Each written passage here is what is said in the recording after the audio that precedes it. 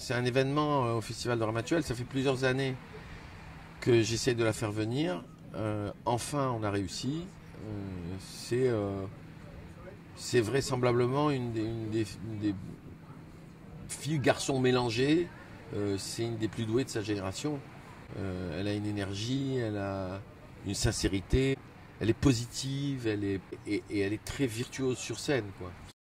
Évidemment, pour le festival, pour moi, je considère que c'est un moment formidable et je suis fou de joie qu'elle vienne. Alors, Jeff Panaclock, il est d'une impertinence absolue. Il a réinventé, pour moi, la ventriloquie.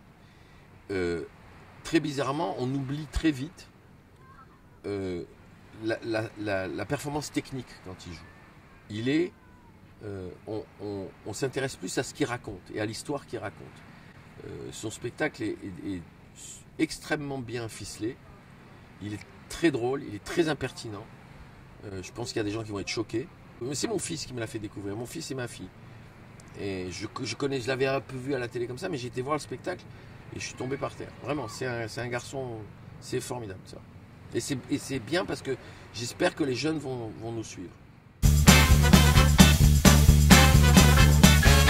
Alors on va dire, elle fait partie des sociétaires du festival. Tout le monde se souvient quand elle est venue jouer Madame Rosa. C'est une immense actrice. Ils viennent d'avoir un Molière. Et c'est très bien, une fois de plus, pour la 9e année, puisque ce qui est incroyable, c'est que c'est ma 9e année. Une fois de plus, on mélange les genres, on mélange les histoires, on mélange les émotions. Et ça, c'est très très bien.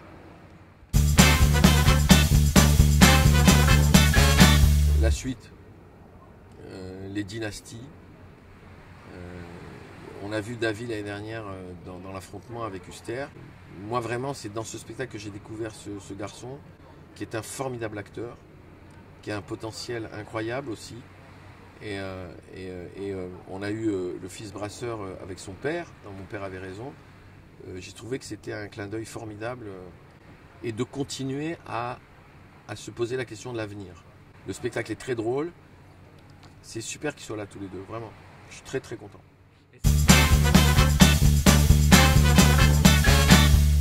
Monet et Clémenceau, une amitié, deux hommes qui s'aiment vraiment très fort, un pan de l'histoire de France. C'est très émouvant pour moi de savoir que Alexandre sera là la veille et que le lendemain il y aura son père. Le texte est très fort, il renvoie à des tas de choses aujourd'hui évidemment. Et puis les gens aujourd'hui, les choses vont tellement vite qu'on oublie un peu nos histoires de France. C'est un très beau moment et le personnage de Monet est magnifique. Et là aussi, une fois de plus, on passe de quelque chose de relativement léger avec les deux Georges à quelque chose de plus profond, même si il y a plein de moments très légers aussi dans La colère du tigre.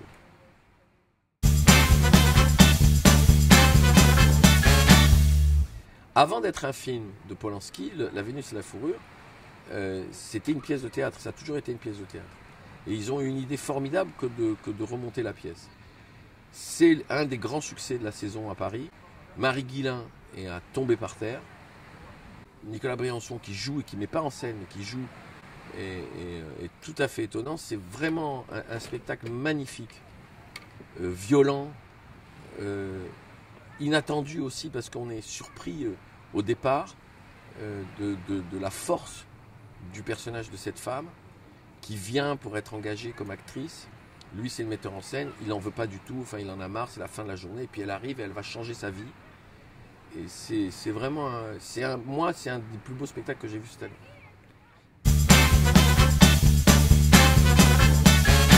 Vous savez que ce garçon avait beaucoup de talent. Moi, j'ai jamais eu de doute sur sa réussite. Il est en train de réussir très fort, comme on a fait avec Claudia Tagbo, on fait avec Alex Lutz, comme on fera avec d'autres.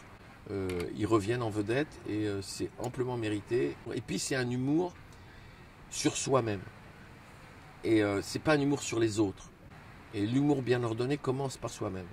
Donc c'est la preuve qu'on peut être populaire en étant exigeant, en étant inventif, imaginaire, et qu'on n'est pas forcé d'aller au premier degré pour être populaire. C'est pas vrai.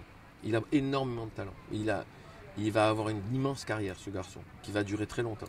Enfin, moi, c'est ce que je ressens, en tout cas.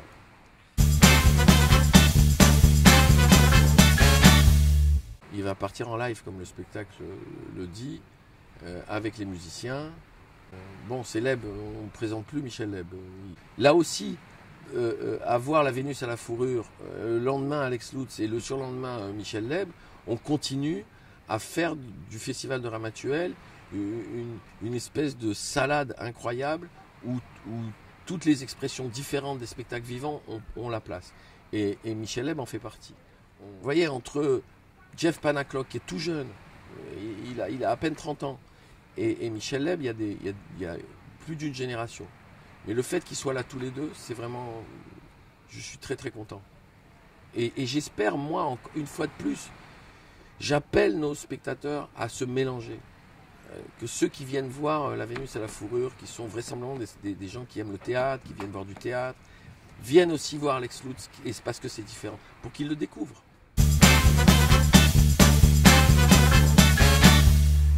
Ah, ça fait du bien. Ça m'a tellement fait plaisir quand il m'a rappelé, qu'il m'a dit « Bon, si tu veux toujours de moi, je viens ». Et là, avec Jacqueline Franjou, on était vraiment, vraiment contents. Fabrice, il peut prendre l'annuaire, monter sur scène et vous lire l'annuaire et on sera content. Il est complètement fou, il est à part, il a son univers, il a inventé quelque chose dans le rapport au public, sur son rapport à la littérature, aux mots, à la narration. Il n'y a pas deux Fabrice Lucchini. D'ailleurs, je pense qu'il n'y a pas assez de place dans le monde s'il y avait deux Fabrice Lucchini. Déjà, on s'en sort à peu près vivant avec un seul. Vous imaginez s'il y en avait deux?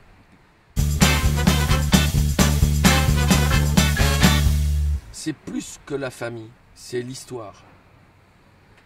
Et au bout de tant d'années, que Michel Galabru soit là, avec nous, pour nous c'est très émouvant. Alors évidemment, on se souvient la dernière fois quand on lui a donné le képi des gendarmes de Saint-Tropez. Maintenant, on commence à se rendre compte dans le grand public que c'est un immense acteur.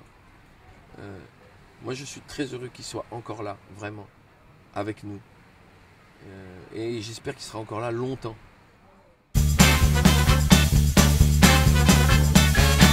Il fait partie de la nouvelle génération, il a un talent fou.